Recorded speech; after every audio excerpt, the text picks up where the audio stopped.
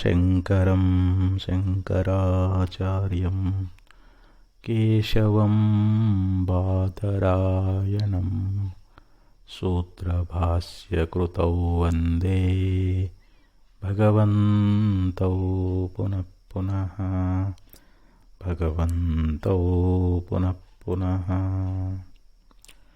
ಶ್ರೀಮಚ್ಛಂಕರ ಭಗವತ್ಪಾದಾಚಾರ್ಯರ ಜಗದ್ಗುರು ಸಿದ್ಧಾರೂಢ ಮಹಾಸ್ವಾಮಿಗಳವರ ಜಗದ್ಗುರು ಭಾರತೀಯಪ್ಪಾಜಿಯವರ ಪವಿತ್ರ ಚರಣಾರವಿಂದಗಳಲ್ಲಿ ಅನಂತ ಕೋಟಿ ಶಿರಸಾಷ್ಟಾಂಗ ಪ್ರಣಾಮವನ್ನು ಸಲ್ಲಿಸುತ್ತೇನೆ. ಶ್ರವಣಾಪೇಕ್ಷರಾದ ತಮ್ಮೆಲ್ಲರಿಗೂ ಅನೇಕ ಶರಣಾರ್ಥಿಗಳು. ವಿವೇಕ ಚೂಡಾಮಣಿ 203ನೇ ಶ್ಲೋಕ.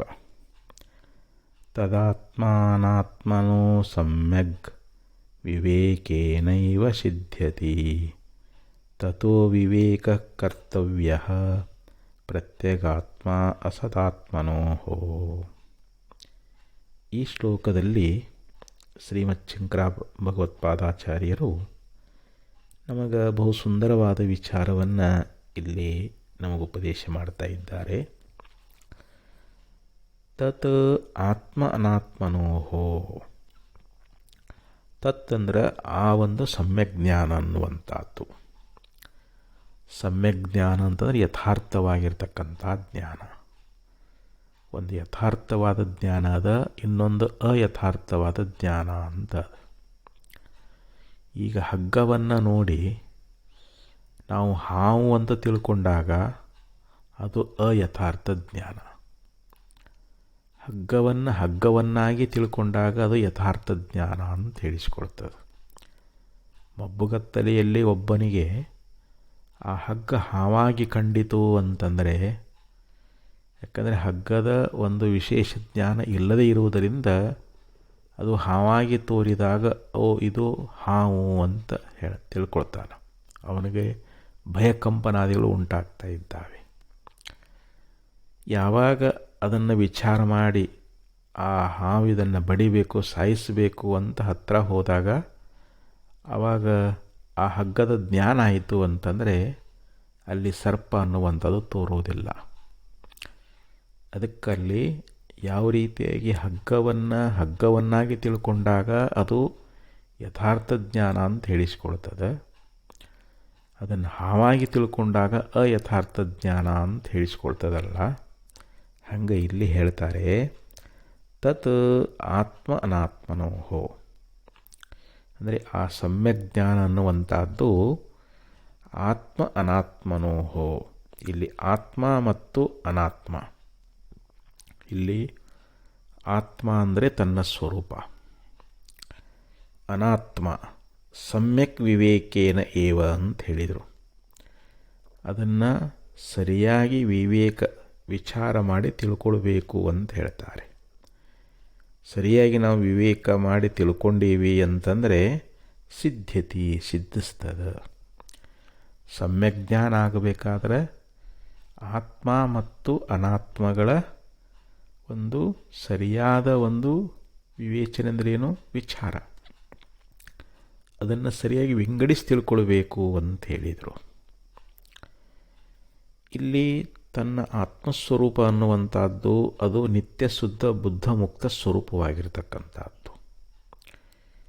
ಇಲ್ಲಿ ಈ ಅಂತಃಕರಣ ಅಂದರೆ ಮನಸ್ಸು, ಬುದ್ಧಿ, ಚಿತ್ತು, ಅಹಂಕಾರ ಮತ್ತು ಈ ಇಂದ್ರಿಯಗಳು, ಈ ದೇಹ ಇದೇನದ ಇದು ಅನಾತ್ಮ ಅಂತ ಹೇಳಿಸ್ಕೊಳ್ತದೆ. ಯಾಕಂದರೆ ಇದು ಜಡವಾಗಿರತಕ್ಕಂಥದ್ದು, ದೃಶ್ಯವಾಗಿರತಕ್ಕಂಥದ್ದು, ಅನಿತ್ಯವಾಗಿರುವಂಥದ್ದು. ಆದ್ದರಿಂದ ಇದು ಅನಾತ್ಮ ಅಂತ ಹೇಳಿಸ್ಕೊಳ್ತದೆ. ಆದರೆ ನಾವು ಏನು ತಿಳ್ಕೊಂಡೇವಿ ಅಂತಂದರೆ ಜಡವಾಗಿರತಕ್ಕಂಥ ದೇಹ, ಇಂದ್ರಿಯ, ಅಂತಃಕರಣದಲ್ಲಿ ಆತ್ಮಬುದ್ಧಿಯನ್ನು ಮಾಡಿಕೊಂಡಿದ್ದೀವಿ. ಇದೇ ಆತ್ಮ. ಯಾಕಂದರೆ ಈ ದೇಹ, ದೇಹ ಇದ್ದರೆ ನಾನಿರ್ತೀನಿ, ನಾನು ಹುಡ್ತೀನಿ, ನಾನು ಸಾಯ್ತೀನಿ ಅನ್ನೋದರಿಂದ ಈ ದೇಹದಲ್ಲಿ ನಮಗೆ ಆತ್ಮಭ್ರಾಂತಿ ಉಂಟಾಗ್ಯದ. ನಾನು ನೋಡ್ತೀನಿ, ಕೇಳ್ತೀನಿ, ಹೋಗ್ತೀನಿ, ಬರ್ತೀನಿ ಅನ್ನೋದರಿಂದ ಇಂದ್ರಿಯಗಳಲ್ಲಿ ಆತ್ಮಬುದ್ಧಿ ಉಂಟಾಗ್ಯದ. ನಾನು ಕರ್ತ, ನಾನು ಭೋಕ್ತ, ನಾನು ಸುಖಿ, ನಾನು ದುಃಖಿ, ಹೀಗೆ ನಾವು ಭಾವಿಸಿದ್ದರಿಂದ ನಮಗೆ ಈ ಅಂತಃಕರಣದಲ್ಲಿ ಆತ್ಮಬುದ್ಧಿ ಉಂಟಾಗ್ಯದ. ನಾನು ಹಸಿವು ತೃಷೆ ಉಳ್ಳವನು ಅಂದರೆ ಪ್ರಾಣದಲ್ಲಿ, ಪ್ರಾಣ ಇದ್ದರೆ ನಾ ಇರ್ತೀನಿ ಅಂತ ಹೇಳ್ತಾನೆ. ಇವುಗಳಲ್ಲಿರ್ತಕ್ಕಂಥ ಆತ್ಮಬುದ್ಧಿ ಎನ್ನುವಂಥದ್ದು ಈಗ ತೊಲಗಬೇಕು. ಇವು ನನ್ನಿಂದ ಅರಿಸಿಕೊಳ್ಳುವುದರಿಂದ ಇವು ನನಗಿಂತಲೂ ಭಿನ್ನದಾವ. ಇವುಗಳಿಗೆ ನಾನು ಪ್ರತ್ಯೇಕ ಅದೀನಿ. ಯಾಕೆ ಇವುಗಳನ್ನು ಅರಿತಕ್ಕಂಥ ನಾನು ಪ್ರತ್ಯೇಕಾತ್ಮ ಸ್ವರೂಪನೇ ಇದ್ದೀನಿ ಅಂತ ಇಲ್ಲಿ ಒಂದು ವಿವೇಚನೆಯನ್ನು ಮಾಡಬೇಕು, ವಿಶೇಷವಾದ ವಿಚಾರವನ್ನು ಮಾಡಬೇಕು ಅಂತ ಹೇಳ್ತಾರೆ. ಆತ್ಮಾನಾತ್ಮ ವಿವೇಕೇನ ಪುನಃ ಸಂಸಾರ ನಿವೃತ್ತಿ ತದ್ವಿನಾ ಜನ್ಮಕೋಟ್ಯಾಪಿ ಬಂಧಚ್ಛೇದೋನ ಸಿದ್ಧತಿ ಅಂತ ರಾಮಾಯಣದಲ್ಲಿ ಹೇಳ್ಕೊಂಡು ಬಂದರು. ನೋಡಿರಿ, ಆತ್ಮಾನಾತ್ಮ ವಿವೇಕೇನ, ಯಾವುದು ಆತ್ಮ ಯಾವುದು ಅನಾತ್ಮ. ಇಲ್ಲಿ ಆತ್ಮ ಅಂದರೆ ಚೈತನ್ಯ ರೂಪವಾಗಿರ್ತಕ್ಕಂಥದ್ದು, ಅರುಸ್ವರೂಪವಾಗಿರುವಂಥದ್ದು. ಅದು ಸದ್ರೂಪ ಚಿದ್ರೂಪ ಆನಂದ ನಿತ್ಯ ಪರಿಪೂರ್ಣವಾಗಿರತಕ್ಕಂಥದ್ದು ಆತ್ಮ. ಅದಕ್ಕೆ ವಿಲಕ್ಷಣವಾಗಿ ಅಸತ್ತು ಜಡ ದುಃಖ ಪರಿಚ್ಛಿನ್ನ ಖಂಡಿತ ರೂಪವಾಗಿರ್ತಕ್ಕಂಥದ್ದು ಈ ದೇಹಾದಿಗಳು, ದೇಹೇಂದ್ರಿಯ ಅಂತಃಕರಣಾದಿಗಳು. ಇವೇನದವು ದೃಶ್ಯರೂಪವಾಗಿ ಅನಾತ್ಮಗಳಾಗಿದ್ದಾವೆ. ಆದ್ದರಿಂದ ಈ ಅನಾತ್ಮವಾಗಿರತಕ್ಕಂಥದ್ದು ತಾನಲ್ಲ. ಇವುಗಳನ್ನು ಎದುರಿಟ್ಟು ಅರಿತಕ್ಕಂಥ ಪ್ರತ್ಯೇಕಾತ್ಮನೇ ನಾನದೀನಿ ಎನ್ನುವಂಥ ಈ ಒಂದು ಆತ್ಮಾನಾತ್ಮ ವಿವೇಕವನ್ನು ನಾವು ಮಾಡದೆ, ಇವುಗಳನ್ನು ಮಾಡೋದ್ರಿಂದ ಏನಾಗ್ತೈತಿ, ನಮಗೆ ಈ ಸಂಸಾರ ಬಂಧನದಿಂದ ಬಿಡುಗಡೆ ಆಗ್ತೀವಿ ನಾವು. ಪುನಃ ಈ ಸಂಸಾರ ನಮಗೆ ಬಂಧನ ಉಂಟಾಗುವುದಿಲ್ಲ.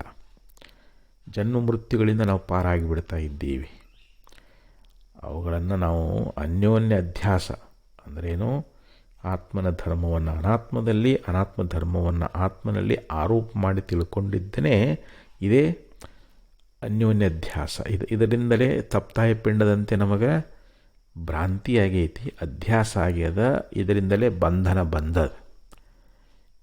ಈ ಬಂಧನದಿಂದ ಬಿಡುಗಡೆ ಹೊಂದಬೇಕು ಅಂತಂದರೆ ಆತ್ಮ ಅನಾತ್ಮಗಳ ಸ್ವರೂಪವನ್ನು ವಿಂಗಡಿಸಿ ಯಥಾರ್ಥವಾಗಿ ತಿಳ್ಕೊಂಡೇವೆ ಅಂತಂದರೆ ಆವಾಗ ನಮಗೆ ಸಂಸಾರ ದುಃಖವೇ ಇಲ್ಲ. ತದ್ವಿನಾ ಜನ್ಮಕೋಟ್ಯಾಪಿ ಬಂಧಚ್ಛೇದೋನ ಸಿದ್ಧತಿ ಅಂತಾರೆ. ಈ ಆತ್ಮಾನಾತ್ಮ ವಿಚಾರವನ್ನು ಮಾಡಲಾರದೆ ನಾವು ಕೋಟಿ ಜನ್ಮವನ್ನು ಎತ್ತಿ ಬಂದರೂ ಕೂಡ ನಮಗೆ ಬಂಧನದಿಂದ ಬಿಡುಗಡೆ ಎನ್ನುವಂಥದ್ದು ಆಗಂಗಿಲ್ಲ. ಕೋಟಿ ಜನ್ಮ ಅಂತಾರೆ, ಒಂದು ಜನ್ಮ ಅಲ್ಲ, ನೀ ಕೋಟಿ ಜನ್ಮ ಎತ್ತಿ ಬಂದ್ರೂ ಕೂಡ ನೀ ಆತ್ಮಾನಾತ್ಮ ವಿವೇಕವನ್ನು ಮಾಡಿಲ್ಲ ಅಂತಂದ್ರೆ ನಾನು ಪ್ರತ್ಯೇಕಾತ್ಮ ಸ್ವರೂಪ, ನಾನು ಪರಬ್ರಹ್ಮ ಸ್ವರೂಪ, ನಾನು ಕೇವಲ ಮುಕ್ತ ಸ್ವರೂಪನೇ ಅದೀನಿ ಎನ್ನುವಂಥ ವಿಚಾರವನ್ನು ಮಾಡಿ ನೀ ತಿಳ್ಕೊಳ್ಳಾರ್ದ ಈ ಅನಾತ್ಮವಾಗಿರ್ತಕ್ಕಂಥ ದೇಹದಲ್ಲಿ ಆತ್ಮಬುದ್ಧಿಯನ್ನು ಮಾಡಿದೆ ಅಂತಂದರೆ ನಿನಗೆ ಈ ಸಂಸಾರದ ಬಿಡುಗಡೆ ಎನ್ನುವಂಥದ್ದು ಆಗೋದಿಲ್ಲ. ಅದಕ್ಕೆ ಬಂಧಚ್ಛೇದೋನ ಸಿದ್ಧತಿ. ಜನ್ಮಕೋಟ್ಯಾಪಿ, ಕೋಟಿ ಜನ್ಮ ಎತ್ತಿದ್ರೂ ಕೂಡ ನಿನಗೆ ಈ ಮುಕ್ತನಾಗ್ತೀನೋ, ಈ ಸಂಸಾರ ದುಃಖದಿಂದ ಪಾರಾಗ್ತೀನೋ ಅಂತಂದರೆ ಇಲ್ಲ, ಮತ್ತೆ ಪುನರಪಿ ಜನನ ಪುನರಪಿ ಮರಣ, ಪುನಃ ಪುನಃ ಮತ್ತೆ ಹುಟ್ಟಿ ಬರಬೇಕಾಗ್ತದೆ. ಅದಕ್ಕೆ ಇಲ್ಲಿ ಆಚಾರ್ಯ ಹೇಳ್ತಾ ಇದ್ದಾರೆ, ಆತ್ಮ ಅನಾತ್ಮನೋಹೋ ಸಮ್ಯಗ್ ವಿವೇಕೇನೈವ. ಯಾವುದು ಆತ್ಮದ ಯಾವುದು ಅನಾತ್ಮದ ಅನ್ನುವಂಥ ಸರಿಯಾದ ಒಂದು ವಿಚಾರವನ್ನು ನಾವು ಮಾಡದೆ ಈ ಸಮ್ಯಕ್ ಜ್ಞಾನ ಸಿದ್ಧಿಸುವುದಿಲ್ಲ ಅಂತ. ನಮಗೆ ಅದು ಸಿದ್ಧಿಸಬೇಕಾಗಿತ್ತು ಅಂತಂದರೆ ಆತ್ಮ ಅನಾತ್ಮಗಳನ್ನು ಸರಿಯಾಗಿ ವಿಚಾರ ಮಾಡಿ ತಿಳ್ಕೊಳ್ಬೇಕು ಅಂತ ಹೇಳ್ತಾರೆ. ತತ್ ವಿವೇಕ ಕರ್ತವ್ಯ ಪ್ರತ್ಯೇಗಾತ್ಮ ಅಸದಾತ್ಮನೋ. ಇಲ್ಲಿ ಪ್ರತ್ಯೇಗಾತ್ಮ ಮತ್ತು ಅಸತ್ ಆತ್ಮ ಅಂದರೆ ಇದು ಮಿಥ್ಯವಾದ ಆತ್ಮ, ಇವುಗಳ ವಿವೇಚನೆಯನ್ನು ನಾವು ಯಾವಾಗಲೂ ಮಾಡತಕ್ಕದ್ದು ಅಂತ ಹೇಳ್ತಾರೆ. ನಾವು ನಿರಂತರವಾಗಿ ಏನು ಮಾಡಬೇಕು ಅಂತಂದರೆ ಪ್ರತ್ಯೇಗಾತ್ಮ ಅಂದರೆ ಯಾವುದು, ಅಸದ್ದಾತ್ಮ ಮಿಥ್ಯಾತ್ಮ. ಮಿಥ್ಯಾತ್ಮ ಅಂದ್ರೇನು, ಈ ದೇಹ ನಾನು ಅನ್ನೋದು, ಪ್ರಾಣ ನಾನು ಅನ್ನೋದು, ಇಂದ್ರಿಯಗಳು ನಾನು ಅನ್ನೋದು, ಇದು ಮಿಥ್ಯಾತ್ಮ ಅಂತ. ಇದು ನಿಜವಾಗಿ ಆತ್ಮ ಅಲ್ಲ, ಆತ್ಮದಂತೆ ತೋರ್ತದೆ. ಇದು ದೇಹಾದಿಗಳಲ್ಲಿ ನಮಗೇನು ಆತ್ಮಭಾವನೆ ಉಂಟಾಗೈತಲ್ಲ, ಇದು ಯಥಾರ್ಥವಾದದ್ದಲ್ಲ. ಯಾಕಂದರೆ ಇಲ್ಲಿ ಪ್ರತ್ಯೇಕಾತ್ಮನೇ ನಾವಾಗಿದ್ದೀವಿ. ಪ್ರತ್ಯೇಕ ಅಂದರೆ ಈಗ ಹೆಂಗೆ ಭಗವದ್ಗೀತೆಯಲ್ಲಿ ಭಗವಂತ ಹೇಳ್ತಾನೆ ನೋಡ್ರಿ, ಕ್ಷೇತ್ರಜ್ಞಂ ಚಾಪಿ ಮಾಂ ವಿದ್ಧಿ ಸರ್ವಕ್ಷೇತ್ರೇಷು ಭಾರತ ಕ್ಷೇತ್ರಜ್ಞಯೋರ್ಜ್ಞಾನಂ ಯತ್ತಜ್ಞಾನಂ ಮತಂ ಮಮ ಅಂತ ಹೇಳಿದ. ಕ್ಷೇತ್ರಜ್ಞಂ ಚಾಪಿ ಮಾಂ ವಿದ್ಧಿ, ಈ ಶರೀರ ಅನ್ನುವಂಥದ್ದು ಕ್ಷೇತ್ರ ಅಂತ ಹೇಳಿಕೊಳ್ತದೆ. ಈ ಶರೀರದಲ್ಲಿದ್ದುಕೊಂಡು ಯಾವನು ಶರೀರವನ್ನು ಅರಿತಾ ಇದ್ದಾನೋ ಅವನಿಗೆ ಕ್ಷೇತ್ರಜ್ಞ ಅಂತ ಕರೀತಾರೆ. ನನ್ನನ್ನು ಕ್ಷೇತ್ರಜ್ಞನನ್ನಾಗಿ ತಿಳ್ಕೋ ಅಂತ ಭಗವಂತ ಹೇಳಿದ. ನಾವು ಕ್ಷೇತ್ರ ಅಲ್ಲ, ಈ ಶರೀರ ನಾವಲ್ಲ. ಈ ಶರೀರವನ್ನು ಅರಿತಕ್ಕಂಥ ಅದಕ್ಕೆ, ಯಾಕಂದರೆ ಘಟಾದ್ರಷ್ಟ ಘಟಾದ್ ಭಿನ್ನ, ಕೊಡವನ್ನು ನೋಡ್ತಕ್ಕಂಥ ವ್ಯಕ್ತಿ ಆ ಕೊಡಕ್ಕಿಂತಲೂ ಹೆಂಗೆ ಭಿನ್ನ ಅದಾನೋ ಹಂಗೆ ದೇಹದ್ರಷ್ಟ ದೇಹಾದ್ ಭಿನ್ನ ಅಂತ. ದೇಹವನ್ನು ನೋಡ್ತಕ್ಕಂಥವನು, ದೇಹದಲ್ಲಿ ಆಗುವಂಥ ಎಲ್ಲ ವಿಕಾರಗಳನ್ನು ನಾವು ಅರಿತೀವಿ. ನಮ್ಮ ಶರೀರ ಸ್ವರಿಗೆ ಹೋಯಿತು ಅಂತಂದ್ರೆ ಅದನ್ನು ಅರಿತೀವಿ. ಓ, ನನ್ನ ಶರೀರ ಭಾಳ ಸ್ವರಿಗೆ ಹೋಯಿತು ಅಂತ ಹೇಳ್ತೀವಿ. ಶರೀರ ಭಾಳ ಸ್ಥೂಲ ಆದರೆ ಆ ಶರೀರದ ಸ್ಥೂಲತ್ವವನ್ನು ನಾವು ಅರಿತೀವಿ. ನನ್ನ ಶರೀರ ಭಾಳ ದಪ್ಪ ಆಯಿತು ಅಂತ ಹೇಳ್ತಾ ಇದ್ದೀವಿ. ಹೀಗೆ ಇಲ್ಲಿ ಈ ಶರೀರ ಆಗಲಿ, ಇಂದ್ರಿಯಗಳಾಗಲಿ, ಅಂತಃಕರಣ ಆಗಲಿ, ಇವೆಲ್ಲವೂ ಅರಿಸಿಕೊಳ್ತಾವೆ. ಅರಿಸಿಕೊಳ್ಳುವುದರಿಂದ ಯಾಕೆ ಆತ್ಮನ ಚೈತನ್ಯವನ್ನು ಪಡ್ಕೊಂಡಾವು. ಇವು ಆತ್ಮನ ಸತ್ತಾ ಪಡ್ಕೊಂಡಾವು. ಆತ್ಮನ ಅಧಿಷ್ಠಾನದಲ್ಲಿಯೇ ಇವು ಇರುವುದರಿಂದ ಇವುಗಳಿಗೆ ಅಸ್ತಿತ್ವ ಎದರಿಂದ ಬಂದದ ಅಂತಂದರೆ ಆ ಪ್ರತ್ಯೇಗಾತ್ಮನ ಸಾನ್ನಿಧ್ಯದಿಂದ. ಹೆಂಗೆ ಅಯಸ್ಕಾಂತ, ಅದಕ್ಕೆ ಅಯಸ್ಕಾಂತ ಕಲ್ಲು ಅದರ ಸನ್ನಿಧಿಯೊಳಗೆ ಕಬ್ಬಿಣದ ಚೂರ್ಣ ಇಟ್ಟಾಗ ಅವು ಹೆಂಗೆ ಆಕರ್ಷಿತ ಆಗ್ತಾ ಇದ್ದಾವೆ, ಚಲನವಲ್ಲ ಉಳ್ಳವುಗಳು ಆಗ್ತಾ ಇದ್ದಾವೆಯೋ. ಆ ಸೂಜಿಗಲ್ಲು ಅಯಸ್ಕಾಂತದ ಕಲ್ಲನ್ನು ತೆಗೆದುಬಿಟ್ರೆ ಅವೆಲ್ಲ ಜಡಗಳಾಗಿ ಬಿಡ್ತಾ ಇದ್ದವು, ಅಲಗಾಡೋದಿಲ್ಲ, ಅವಾಗ ಕಂಪನ ಆಗೋದಿಲ್ಲ. ಹಂಗೆ ಆತ್ಮನ ಸಾಮೀಪ್ಯದಲ್ಲಿರುವುದರಿಂದ ಈ ದೇಹಾದಿಗಳೆಲ್ಲವೂ ಇವು ಚಲನವಲಗಳಾಗ್ತಾ ಇದ್ದಾವೆ. ಶರೀರ ಹೋಗೋದು ಬರೋದು ಕೊಂಡ್ರೋದು ಎಲ್ಲ ಮಾಡ್ತದೆ. ಇಂದ್ರಿಯಗಳು ನೋಡೋದು ಕೇಳೋದು ಮುಟ್ಟೋದು ಎಲ್ಲ ವ್ಯವಹಾರ ಮಾಡ್ತಾ ಇದ್ದಾವೆ. ಮನಸ್ಸು ಸಂಕಲ್ಪ ವಿಕಲ್ಪ ಮಾಡೋದಾಗಲಿ, ಪ್ರಾಣ ಉಸಿರಾಟ ಕ್ರಿಯೆಯನ್ನು ಮಾಡೋದಾಗಲಿ, ಇವೆಲ್ಲವೂ ಆತ್ಮನ ಸತ್ತಾ ಪಡ್ಕೊಂಡು ನಡೆದ ಹೊರತು ಆತ್ಮನ ಒಂದು ಸಾಮೀಪ್ಯ ಅಥವಾ ಅದರ ಅಧಿಷ್ಠಾನ ತಪ್ಪಿ ಹೋಯಿತು ಅಂತಂದರೆ ಈ ಶರೀರ ಜಡವಾಗಿ ಬೀಳ್ತದೆ. ಅದಕ್ಕೆ ಇಲ್ಲಿ ಕ್ಷೇತ್ರಜ್ಞಂ ಚಾಪಿ ಮಾವಿದ್ದಿ, ಅಂಥ ಕ್ಷೇತ್ರಜ್ಞನನ್ನು ನನ್ನನ್ನಾಗಿ ತಿಳ್ಕೋ ಅಂತ ಭಗವಂತ ಹೇಳ್ತಾನೆ. ನಾನು ಕ್ಷೇತ್ರಜ್ಞನೇ ಆಗಿದ್ದೀನಿ ಅಂದರೆ ನಾನು ಭಗವಂತನೇ ಆಗಿದ್ದೀನಿ ಅಂತ ತಿಳ್ಕೊಬೇಕು ನಾವು. ಕ್ಷೇತ್ರಜ್ಞ ಅಂದ್ರೇನು? ನಾನು ಭಗವಂತನೇ, ನಾನು ಸಾಕ್ಷಾತ್ ಪರಮಾತ್ಮನೇ ಇದ್ದೀನಿ ಅಂತ ತಿಳ್ಕೊಂಡಾಗ ಮಾತ್ರ ಅದು ಯಥಾರ್ಥ ಜ್ಞಾನ, ಸಮ್ಯಕ್ ಜ್ಞಾನ ಅಂತ ಹೇಳಿಸ್ಕೊಳ್ತದೆ. ಅದಕ್ಕೆ ನಾವು ಇಲ್ಲಿ ಅವಶ್ಯವಾಗಿ ಏನು ಮಾಡಬೇಕು ಅಂತಂದರೆ, ಇಲ್ಲಿ ಪ್ರತ್ಯೇಗಾತ್ಮ ಅಂದರೆ ಯಾವುದು, ಅಸತ್ ಆತ್ಮ ಅಂದರೆ ಯಾವುದು. ದೇಹ ಮೊದಲುಗೊಂಡು ಇಂದ್ರಿಯಗಳು, ಅಂತಃಕರಣ, ಪ್ರಾಣ ಇವೆಲ್ಲವೂ ಏನದಾವು ಅಂತಂದರೆ ಇವೆಲ್ಲ ಅಸತ್ ಆತ್ಮ ಅದಾವೆ, ಮಿಥ್ಯಾ ಆತ್ಮ ಅದಾವೆ. ಪ್ರತ್ಯೇಗಾತ್ಮ ಇದಕ್ಕೆ ಸಾಕ್ಷಿಯಾಗಿದ್ದುಕೊಂಡು ಚೈತನ್ಯ ಸ್ವರೂಪನಾಗಿ ಇವುಗಳನ್ನೆಲ್ಲವನ್ನು ಅರಿಯುವಂಥವನಾಗಿದ್ದಾನೆ ಅಂತ ಈ ರೀತಿಯಾಗಿ ನಾವು ವಿವೇಕವನ್ನು ಮಾಡ್ತಕ್ಕದ್ದು. ವಿವೇಕ ಕರ್ತವ್ಯ, ಈ ವಿವೇಚನೆಯನ್ನು ಮಾಡಬೇಕು ಅಂಥೇಳಿ ಇಲ್ಲಿ ಆಚಾರ್ಯರು ಈ ಶ್ಲೋಕದಲ್ಲಿ ಹೇಳ್ಕೊಂಡು ಬಂದರು. ತದಾತ್ಮ ಅನಾತ್ಮನೋ ಸಮ್ಯಗ್ ವಿವೇಕೇನೈವ ಸಿದ್ಧ್ಯತಿ ತಥೋ ವಿವೇಕ ಕರ್ತವ್ಯ ಪ್ರತ್ಯೇಕಾತ್ಮ ಅಸದಾತ್ಮನೋ ಅಂತ ಹೇಳಿದರು. ಅದಕ್ಕೆ ವಿವೇಕ ಲಕ್ಷಣವನ್ನು ಹಲವಾರು ಗ್ರಂಥಗಳಲ್ಲಿಯೂ ಕೂಡ ವಿಚಾರ ಮಾಡ್ಕೊಂಡು ಬಂದಿದ್ದಾರೆ.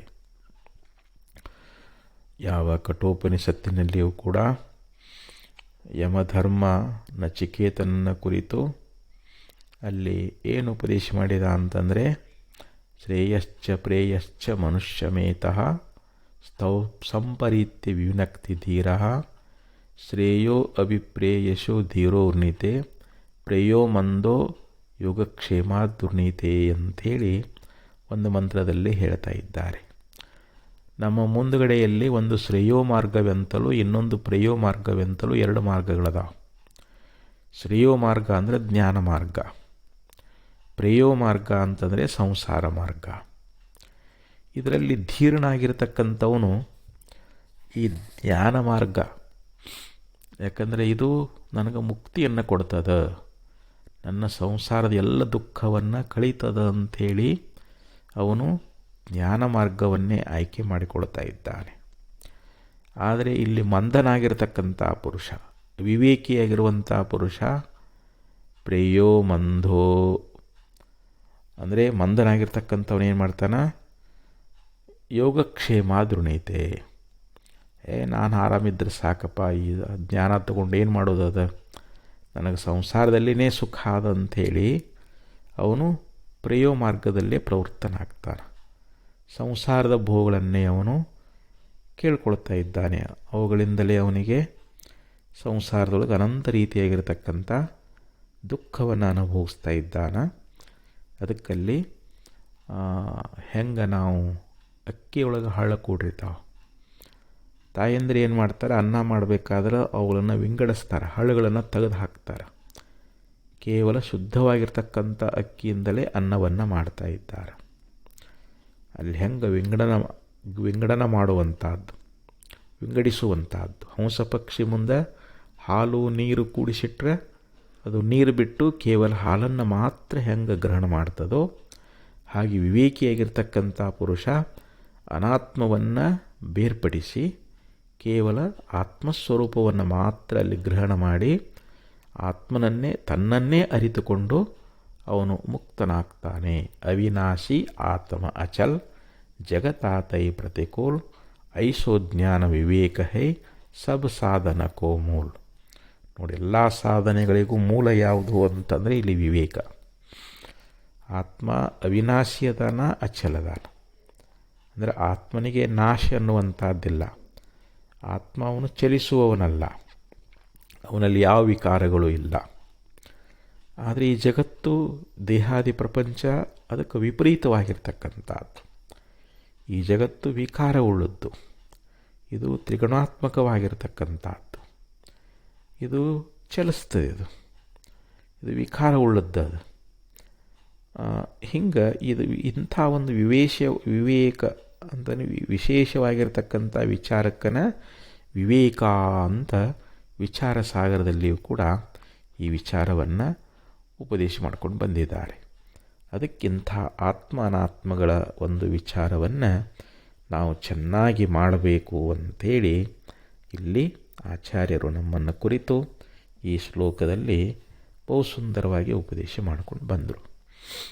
ಇನ್ನು ಮತ್ತೊಂದು ಶ್ಲೋಕದಲ್ಲಿ ಹೇಳ್ತಾ ಇದ್ದಾರೆ, ಜಲಂ ಪಂಕವತ್ತತ್ಯಂತಂ ಪಂಕಾಪಾಯೇ ಜಲಂ ಸ್ಫುಟಂ ಯಥಾ ಭಾತಿ ತಥಾತ್ಮಾಪಿ ದೋಷಾಭಾವೇ ಸ್ಫುಟಪ್ರಭಃ. ಅತ್ಯಂತಂ ಪಂಕವತ್ ಅಂದರೆ ಭಾಳ ಕೆಸರಾಗಿರ್ತಕ್ಕಂಥ ನೀರು. ಅತ್ಯಂತಂ ಪಂಕವತ್ ಜಲಂ ಅಂತ ಹೇಳಿದರು. ಈಗ ಮಳೆ ಬಂದದಂತ ತಿಳ್ಕೊಡ್ರಿ. ಮಳೆ ಬಂದಾಗ ಆ ಮಳೆ ನೀರು ಆ ಭೂಮಿಯ ಸಂಪರ್ಕದಿಂದ ನೀರು ಏನಾಗಿಬಿಟ್ಟದೆ, ಇವಾಗ ಅದು ಭಾಳ ಕೆಸರಾಗಿಬಿಟ್ಟದ. ಒಂದು ಕಡೆ ಮಡುವಿನಲ್ಲಿ ನಿಲ್ತದೆ, ನೀರು ಎಲ್ಲಿ ತಗ್ಗಿರ್ತದೆ ಅಲ್ಲಿ ಹೋಗಿ ನಿಲ್ತದೆ. ಆ ನೀರು ನೋಡ್ಲಿಕ್ಕೆ ಹೇಗಿದೆ ಅಂತಂದರೆ ಪೂರ ಕೆಸರಾಗಿಬಿಟ್ಟದ. ಪಂಕ ಅಪಾಯೇ, ಸ್ವಲ್ಪ ಹೊತ್ತು ಮಳೆ ಆದ ಬಳಿಕ ಕೆಲವೊಂದು ಸಮಯ ನಾವು ಇದನ್ನು ಮಾಡಿಬಿಟ್ರೆ ಅವಾಗೇನಾಕೈತದು, ಆ ಕೆಸರನ್ನುವಂಥದ್ದು ಹೊರಟು ಹೋಯಿತು ಅಂತ ತಿಳ್ಕೊಡ್ರಿ ನೀವು. ಆ ಕೆಸರು ಹೊರಟು ಹೋದ ಬಳಿಕ ಆವಾಗ ಅಲ್ಲಿರ್ತಕ್ಕಂಥದ್ದು ಕೆಸರು ಅಂದರೆ ಆ ನೆಲಕ್ಕೆ ಹೋಗಿ ಕುಂತು ಬಿಡ್ತೈತೆ ಅದರಲ್ಲಿರ್ತಕ್ಕಂಥ ಕೆಸರನ್ನುವಂಥದ್ದು. ಯಥಾಸ್ಫುಟಂ ಭಾತಿ, ಆ ನೀರನ್ನುವಂಥದ್ದು ಯಾವ ರೀತಿಯಾಗಿ ಸ್ವಚ್ಛವಾಗಿ ತೋರ್ತದೋ ಅಂತ ಹೇಳ್ತಾರೆ. ಯಾವಾಗ ನೀರು ನಮಗೆ ಸ್ವಚ್ಛವಾಗಿ ಕಾಣಬೇಕು ಅಂತಂದರೆ ಅಲ್ಲಿರ್ತಕ್ಕಂಥ ಕೆಸರನ್ನುವಂಥದ್ದು ಏನಾಗಬೇಕದು ಹೊರಟು ಹೋಗಬೇಕು ಅಂತ. ಆ ಕೆಸರು ಹೊರಟು ಹೋದಾಗ ಯಾವ ರೀತಿಯಾಗಿ ನೀರಲ್ಲಿ ನಮಗೆ ಸ್ವಚ್ಛವಾದ ಜಲ ಅನ್ನುವಂಥದ್ದು ಯಥಾ ಜಲಂ ಸ್ಫುಟಂ ಭಾತಿ, ಹೆಂಗೆ ನೀರು ಸ್ವಚ್ಛವಾಗಿ ಕಾಣಿಸ್ತದೋ. ಪೂರ್ವದಲ್ಲಿ ವರ್ತಿ ಅಂತ ತೆಗಿತಿದ್ರು. ಹಳ್ಳಗಳಲ್ಲಿ ನೀರು ಕುಡಿಬೇಕಾಗಿತ್ತು ಅಂತಂದರೆ ಅಲ್ಲಿ ಆ ಉಸುಕಿನೊಳಗೆ ವರ್ತಿ ಅಂತ ತೆಗೆದಾಗ ಅಲ್ಲಿ ಮೊದಲು ನೀರು ಭಾಳ ಮಲಿನ ರಾಡಿಯಾಗಿರ್ತಿತ್ತು, ಕೆಸರಾಗಿರ್ತಿತ್ತು. ಅದು ಸ್ವಲ್ಪ ಹೊತ್ತು ಬಿಟ್ಟು ಬಳಿಕ ಆ ರಾಡಿ ಎಲ್ಲ ಕೆಳಗೆ ಹೋಗ್ತಿತ್ತು. ಅದು ಹೋದಾಗ ಅಲ್ಲಿ ಶುದ್ಧವಾದ ನೀರನ್ನುವಂಥದ್ದು ನಮಗಲ್ಲಿ ಸ್ಪಷ್ಟವಾಗಿ ಕಾಣಿಸ್ತಾ ಇತ್ತು.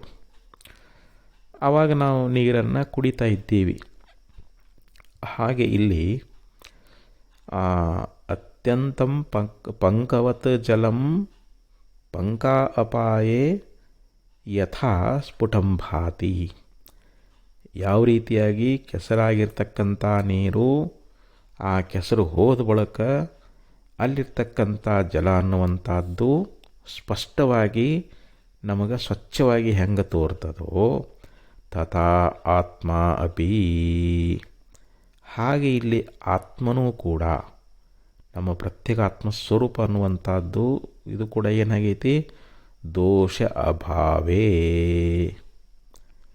ಇಲ್ಲಿ ನೀರಿನಂತೆ ಆತ್ಮ ನಮಗೆ ಸ್ಪಷ್ಟವಾಗಿ ಗೋಚರ ಆಗಬೇಕಾಗಿತ್ತು ಅಂತಂದರೆ ಈ ದೋಷಗಳು ಹೋಗಬೇಕು ಅಂತ ಹೇಳ್ತಾರೆ. ದೋಷ ಅಭಾವೇ, ದೋಷಗಳು ಇಲ್ಲದೇ ಇದ್ದಾಗ ಸ್ಫುಟಪ್ರಭಃ, ಆತ್ಮ ಸ್ವಚ್ಛವಾಗಿ ಅಲ್ಲಿ ಪ್ರಕಾಶ ಆಗ್ತಾ ಇದ್ದಾನೆ ಅಂತ. ಇಲ್ಲಿ ಏನು ದೋಷ ಅಂತಂದರೆ ಈ ಅನಾತ್ಮದಲ್ಲಿ ಆತ್ಮಬುದ್ಧಿಯನ್ನು ಮಾಡಿದ್ದನೇ ದೊಡ್ಡ ದೋಷ ಅಂತ. ಈ ಅನಾತ್ಮವಾಗಿರತಕ್ಕಂಥ ಈ ದೇಹಾದಿಗಳಲ್ಲಿ ನಾವು ಇದೇ ಆತ್ಮ ಅಂತ ನಾವು ತಿಳ್ಕೊಂಡಿದ್ದೀವಿ. ಇದರಿಂದಲೇ ನಮಗೆ ಜನ್ಮ ಮರಣಗಳು ಉಂಟಾಗಿದ್ದಾವೆ. ಇಲ್ಲಿ ಅವಿದ್ಯೆ ಅನ್ನುವಂಥ ದೋಷ. ನಾವು ಅವಿದ್ಯೆಯನ್ನು ಕಳ್ಕೊಳ್ಬೇಕಾಗ್ಯದ. ಅಜ್ಞಾನ ಅನ್ನುವಂಥದ್ದು ನಿವೃತ್ತಿಯಾಗಬೇಕಾಗ್ಯದ. ಅಜ್ಞಾನ ಮೂಲಕವಾಗಿಯೇ ನಮಗೆ ಸಂಸಾರ ದುಃಖ ಅನ್ನುವಂಥದ್ದು ಬಂದದು. ಇದು ಈ ಅಜ್ಞಾನ ದುಃಖ ಅಜ್ಞಾನ ಯಾವಾಗ ಹೋಗ್ತದೆ? ಅಜ್ಞಾನ ಹೋಗಬೇಕಂದ್ರೆ ಜ್ಞಾನ ಆಗಬೇಕು. ಕತ್ತಲೆ ಹೋಗ್ಬೇಕಂತಂದರೆ ನಾವೇನು ಜಪ ಮಾಡಿದರೂ ಹೋಗಂಗಿಲ್ಲ, ಏನು ತಪಸ್ಸು ಮಾಡಿದರೂ ಹೋಗಂಗಿಲ್ಲ, ಪೂಜೆ ಮಾಡಿದರೂ ಹೋಗಂಗಿಲ್ಲ. ಕತ್ತಲೆ ಹೋಗ್ಬೇಕಂದ್ರೆ ದೀಪ ಹಚ್ಚಬೇಕು. ದೀಪ ಹಚ್ಚಿಬಿಟ್ರೆ ಹೆಂಗೆ ಕತ್ತಲೆ ದೂರ ಆಗ್ತದೋ ಹಾಗೆ ಅಜ್ಞಾನ ಹೋಗಬೇಕು ಅಂತಂದರೆ ಅದಕ್ಕೆ ನಾವು ಜಪತಪಾದಿಗಳು ಕಳ್ಕೊಳ್ತೀವಿ ಅಂದ್ರೆ ಆಗಂಗಿಲ್ಲ. ಅದಕ್ಕೆ ಜ್ಞಾನವೇ ಬೇಕು ಅಂತ ಹೇಳ್ತಾರೆ. ಅಜ್ಞಾನವೆಂಬ ದೋಷವನ್ನು ಕಳೀಲಿಕ್ಕೆ ನಾವು ಏನು ಮಾಡಬೇಕು? ಜ್ಞಾನ ಅನ್ನುವಂಥದ್ದನ್ನೇ ಪ್ರಾಪ್ತಿ ಮಾಡಿಕೊಳ್ಳಬೇಕು. ಅಜ್ಞಾನ ಅಂತಂದ್ರೆ ಏನು? ತನ್ನನ್ನು ತಾನು ಮರೆತಿರುವುದು. ನಮ್ಮ ನಿಜ ಸ್ವರೂಪವನ್ನು ನಾವು ಮರೆತು ಬಿಟ್ಟಿದ್ದೀವಿ. ನಾವು ಕೇವಲ ಪ್ರತ್ಯೇಕಾತ್ಮ ಪರಬ್ರಹ್ಮ ಸ್ವರೂಪರೇ ನಾವಾಗಿದ್ದರೂ ಕೂಡ ಅದನ್ನು ಗುರುಗಳಿಂದ ಶಾಸ್ತ್ರಗಳಿಂದ ನಾವು ಸರಿಯಾಗಿ ತಿಳ್ಕೊಳ್ಳಾರ್ದ ಈ ದೇಹವೇ ನಾನು ಅಂತೇನು ತಿಳ್ಕೊಂಡೇವಲ್ಲ, ಈ ತಪ್ಪು ತಿಳುವಳಿಕೆ ನಮಗೆ ದೂರ ಆಗಬೇಕಂತಾರೆ. ಅದಕ್ಕೆ ಅಲ್ಲಿ ಹೆಂಗೆ ನಮಗೆ ನೀರು ಸ್ವಚ್ಛವಾಗಿ ಕಾಣಬೇಕಾಗಿತ್ತು ಅಂತಂದರೆ ಆ ಕೆಸರನ್ನುವಂಥದ್ದು ಹೊರಟು ಹೋದಾಗ ನೀರು ಆ ಮಣ್ಣಿನ ಸಂಪರ್ಕದಿಂದ ಅದು ಕೆಸರಾಗಿಬಿಟ್ಟದು. ಇವಾಗ ನಮಗಲ್ಲಿ ಶುದ್ಧವಾದ ನೀರು ಕಾಣಿಸ್ತಾ ಇಲ್ಲ. ಸ್ವಲ್ಪ ಹೊತ್ತಾದ ಮೇಲೆ 1 ಗಂಟೆ ಆದ ಬಳಿಕ ಅದು ನೀರೆಲ್ಲ ಆ ಕೆಸರೆಲ್ಲ ಹೋಗಿ ನೆಲಕ್ಕೆ ಕುಂತು ಬಿಡ್ತು ಅಂತಂದರೆ ಅಲ್ಲಿ ಶುದ್ಧವಾದ ನೀರು ನಮಗೆ ಹೆಂಗೆ ದೊರಕ್ತದೋ ಹಾಗೆ ಇಲ್ಲಿ ಈ ಆತ್ಮ ಮತ್ತು ಅನಾತ್ಮಗಳ ಒಂದು ಬೆರಿಕೆಯಿಂದ ಆತ್ಮ ಅನಾತ್ಮಗಳನ್ನು ನಾವು ತಾದಾತ್ಮವಾಗಿ ತಿಳ್ಕೊಂಡು ಬಿಟ್ಟಿದ್ದೀವಿ.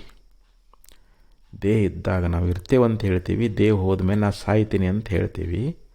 ಈ ದೇಹದಲ್ಲಿ ಏನು ಆತ್ಮಭಾವನೆ ಮಾಡೇವಲ್ಲ, ಇದು ಹೋಗ್ಬೇಕಂತಾರೆ. ಇದೇ ಇಲ್ಲಿ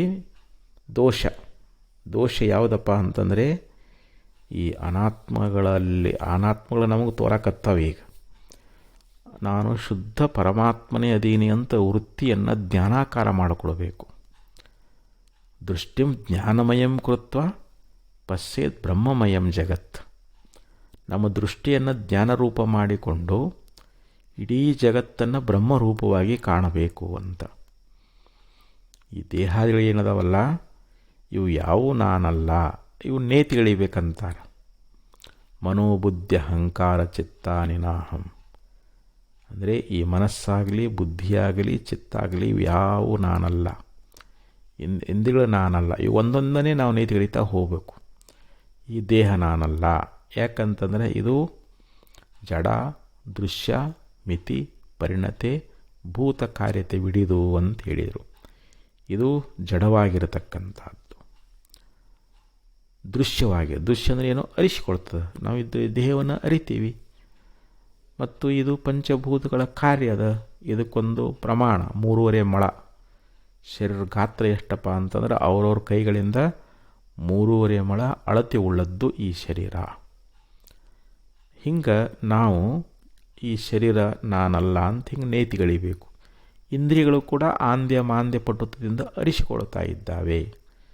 ಆದ್ದರಿಂದ ಈ ಇಂದ್ರಿಯಗಳು ಕೂಡ ನಾನಲ್ಲ. ಅಂತಃಕರಣ ಅನ್ನುವಂಥದ್ದು. ನಾನು ಸುಖಿ, ನಾನು ದುಃಖಿ ಅನ್ನೋದರಿಂದ ಮನಸ್ಸು ನಾನವಾಗಿದ್ದೇವೆ. ಈ ಮನಸ್ಸು ಕೂಡ ಜಡ ಅದು. ಆದರೆ ಆತ್ಮನ ಚೈತನ್ಯ ಪಡ್ಕೊಂಡು ಇದು ಆತ್ಮನಂತೆ ಪ್ರತೀತಿ ಆಗ್ತದೆ. ಹಾಗೆ ಇಲ್ಲಿ ಅಹಂಕಾರ, ನಾನು ನಾನು ಅಂತ ಇದ್ದಾನೆ. ಈ ಅಹಂಕಾರದಲ್ಲಿ ನಾವು ಆತ್ಮಭಾವನೆ ಉಳ್ಳವರಾಗಿದ್ದೀವಿ.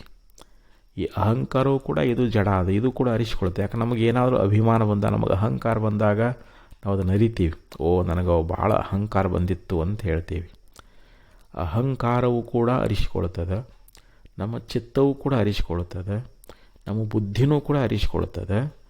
ಆದ್ದರಿಂದ ಇವೆಲ್ಲ ನಾನಲ್ಲ ಅಂತ ಇವುಗಳಿಗೆ ಸಾಕ್ಷಿಯಾಗಿರ್ತಕ್ಕಂಥ ಆತ್ಮ ನಾನು ಅಂತಂದಾಗ ಇದು ಹೆಂಗೆ ಕೆಸರು ಹೋಗಿ ನೆಲಕ್ಕೆ ಕುಂತು ಬಳಕ ನೀರು ಹೆಂಗೆ ಕಾಣ್ತದೋ, ಇವೆಲ್ಲ ನಾನಲ್ಲ ಅಲ್ಲ ಅಂಥೇಳಿ ನೇತಿಗಳೆದು ಯಾವುದು ನೇತಿಗಳೆಯಲಿಕ್ಕೆ ಬಾರದೇ ಇರತಕ್ಕಂಥ ತತ್ವ ಯಾವ ಸ್ವರೂಪ ಉಳಿತದಲ್ಲ, ಅದುವೇ ನಮ್ಮ ಸ್ವರೂಪ. ಆ ನಮ್ಮ ಸ್ವರೂಪ ನಮಗೆ ಸ್ಪಷ್ಟವಾಗಿ ಗೋಚರ ಆಗಬೇಕು ಅಂತಂದರೆ ಈ ದೋಷಗಳೆಲ್ಲ ಹೋಗಬೇಕಂತಾರೆ. ಈ ಅನಾತ್ಮ ದೃಷ್ಟಿಯೆಲ್ಲ ಹೋಗಬೇಕು. ಈ ಅನಾತ್ಮ ದೃಷ್ಟಿ ಅನ್ನುವಂಥದ್ದು ಹೋದಾಗ ಅಲ್ಲಿ ಆತ್ಮ ಸ್ಪಷ್ಟವಾಗಿ ಪ್ರಕಾಶವಾಗ್ತಾನೆ. ಯಾಕಂದರೆ ಆತ್ಮ ನೀರಿನಂತೆ ಅತ್ಯಂತ ಸ್ವಚ್ಛದಾನ ಅಂತ. ಸಲೀಲ ಏಕಃ ಬೃಹದಾರಣ್ಯಕೋಪನಿಷತ್ತಿನಲ್ಲಿ ಏನು ಹೇಳಿದ್ದಾರೆ? ಸಲೀಲಃ, ಹೆಂಗೆ ನೀರಿನಂತೆ ಆತ್ಮ ಅತ್ಯಂತ ಸ್ವಚ್ಛ ಶುಭ್ರನಾಗಿದ್ದಾನೆ ಅಂತ. ಆತ್ಮನಲ್ಲಿ ಯಾವುದೇ ದೋಷಗಳಿಲ್ಲ. ಅವ ನಿರ್ದೋಷಂ ಬ್ರಹ್ಮ ಉಚ್ಯತೆ ಅಂತ ಹೇಳ್ತಾರೆ. ಆತ್ಮನಲ್ಲಿ ಅವಿದ್ಯಾದಿ ಯಾವುದಾದರೂ ದೋಷಗಳದಾವೇನೋ ಅಂತಂದರೆ ಇಲ್ಲ. ಅವನು ಆತ್ಮ ಹೆಂಗೆ ಪರಿಶುದ್ಧನಾಗಿದ್ದಾನೆ, ಸ್ವಚ್ಛನಾಗಿದ್ದಾನ, ಪವಿತ್ರನಾಗಿದ್ದಾನ, ಅಸಂಗನಾಗಿದ್ದಾನ. ಆಕಾಶಕ್ಕೆ ಈ ಮೋಡಗಳಿಂದ ಅಥವಾ ಧೂಳಿನಿಂದ ಏನಾದರೂ ಅದು ಮಲಿನ ಆಗೈತೇನೋ ಅಂತಂದರೆ ಇಲ್ಲ. ಆಕಾಶ ಯಾವಾಗಲೂ ಶುಭ್ರವಾಗೇ ಇದೆ. ಆ ಮೋಡಗಳು ಚದುರಿ ಹೋಗಿಬಿಟ್ಟು ಅಂತಂದರೆ ನಮಗೆ ಶುಭ್ರವಾದ ಆಕಾಶವೇ ಹೆಂಗೆ ಗೋಚರ ಆಗ್ತದೋ ಹಾಗೆ ಇಲ್ಲಿ ನಾವು ದೋಷಗಳನ್ನು ಕಳ್ಕೊಳ್ಬೇಕು. ಈ ಅಧ್ಯಾಸವನ್ನು ನಿವೃತ್ತಿ ಮಾಡಿಕೊಳ್ಬೇಕು. ನಮಗೇನು ಭ್ರಾಂತಿ ಆಗ್ಯದ ಆ ಭ್ರಾಂತಿ ಅಳಿಬೇಕಂತಾರೆ. ಭ್ರಾಂತಿಯಿಂದಲೇ ನಮಗೆ ಇಷ್ಟೆಲ್ಲ ಸಂಸಾರ ದುಃಖವನ್ನು ನಾವು ಅನುಭವಿಸ್ಲಿಕ್ಕತ್ತಿದ್ದೀವಿ. ಅದಕ್ಕೆ ಇಲ್ಲಿ ನಮಗೆ ಆಚಾರ್ಯರು ಈ ಶ್ಲೋಕದಲ್ಲಿ ನಮಗೆ ಭಾಳ ಸುಂದರವಾದ ವಿಚಾರವನ್ನು ಹೇಳಿದರು. ನಮಗೆ ನೋಡಪ್ಪ, ನಿನ್ನ ಆತ್ಮಸ್ವರೂಪ ಸ್ಪಷ್ಟವಾಗಿ ನಿನಗೆ ಅಪರೋಕ್ಷ ಆಗಬೇಕು. ನಾನು ಶುದ್ಧ ಚೈತನ್ಯ ಸ್ವರೂಪನೇ, ಸ್ವಯಂ ಪ್ರಕಾಶನೇ ಅದೀನಿ ಎನ್ನುವಂಥ ಯಥಾರ್ಥ ತಿಳುವಳಿಕೆ ನಿನಗೆ ಬರಬೇಕು ಅಂತಂದರೆ ನೀನು ಅವಿದ್ಯಾ ದೋಷವನ್ನು ಕಳ್ಕೊಳ್ಬೇಕು. ದೇಹಾದಿಗಳು ನೀನು ಅಲ್ಲದೇ ಇದ್ದರೂ ಕೂಡ ಅದನ್ನು ನಾನಂತ ತಿಳ್ಕೊಂಡು ಅವುಗಳಲ್ಲಿರ್ತಕ್ಕಂಥ ಒಂದು ಆತ್ಮಭಾವನೆಯಿಂದಲೇ ನಮಗೆ ಆತ್ಮ ಗೋಚರ ಆಗೋಲ್ಲ. ಆತ್ಮನ ಅಪರೋಕ್ಷ ಜ್ಞಾನ ನಮಗೆ ಯಾಕೆ ಆಗ್ತಾ ಇಲ್ಲ ಅಂತಂದರೆ ಈ ಮಿಥ್ಯಾಜ್ಞಾನ ತೊಲಗಬೇಕಂತಾರೆ, ಈ ದೋಷ ಹೋಗಬೇಕಂತಾರೆ. ಕೆಸರು ಹೋದ ಬಳಿಕ ಹೆಂಗೆ ನೀರು ಸ್ಪಷ್ಟವಾಗಿ ನಮಗೆ ಗೋಚರ ಆಗ್ತದೋ, ಶುದ್ಧವಾದ ನೀರನ್ನು ನಾವು ಹೆಂಗೆ ಕಾಣ್ತಾ ಇದ್ದೀವಿಯೋ ಹಾಗೆ ಈ ಆತ್ಮ ಅನಾತ್ಮಗಳ ಒಂದು ಅನ್ಯೋನ್ಯ ಅಧ್ಯಾಸ ಅನ್ನುವಂಥದ್ದೇನದಲ್ಲ, ಈ ಅನ್ಯೋನ್ಯ ಅಧ್ಯಾಸವೇ ಇಲ್ಲಿ ದೋಷ. ಈ ದೋಷ ಹೋಗಬೇಕಂತಲ್ಲ, ಇದು ವಿವೇಕದಿಂದ ಹೋಗ್ತದೆ. ಆತ್ಮನಾತ್ಮ ವಿಚಾರ ಮೂಲಕವಾಗಿ ಈ ದೋಷ ಅನ್ನುವಂಥದ್ದು ನಿವೃತ್ತಿಯಾಗ್ತದೆ. ನಿವೃತ್ತಿಯಾದಾಗ ಅಲ್ಲಿ ಕೇವಲ ತನ್ನ ಸ್ವರೂಪವೇ ಉಳಿತದೆ. ಅಂಥ ಸ್ವರೂಪದ ಜ್ಞಾನ ಮಾಡಿಕೊಂಡೀವಿ ಅಂತಂದರೆ ನಾವು ಮುಕ್ತರಾಗ್ತೀವಿ ಅನ್ನುವಂಥ ಮಾತನ್ನು ಬಹು ಸುಂದರವಾಗಿ ಈ ಶ್ಲೋಕದಲ್ಲಿ ಆಚಾರ್ಯರು ಉಪದೇಶ ಮಾಡಿದ್ದಾರೆ. ಮತ್ತು ಮುಂದಿನ ಶ್ಲೋಕದಲ್ಲಿ ನಮಗೆ ಆಚಾರ್ಯ ಏನು ಹೇಳ್ತಾರೆ ಅನ್ನೋದನ್ನು ನಾಳೆ ವಿಚಾರ ಮಾಡೋಣ ಅಂತ ಹೇಳ್ತಾ ಈ ಎರಡು ನುಡಿಗಳ ಸದುಪಯೋಗ ಕಲ್ಪಿಸಿ ವಿರಮಿಸ್ತಾ ಇದ್ದೇನೆ. ಓಂ ತತ್ಸತ್.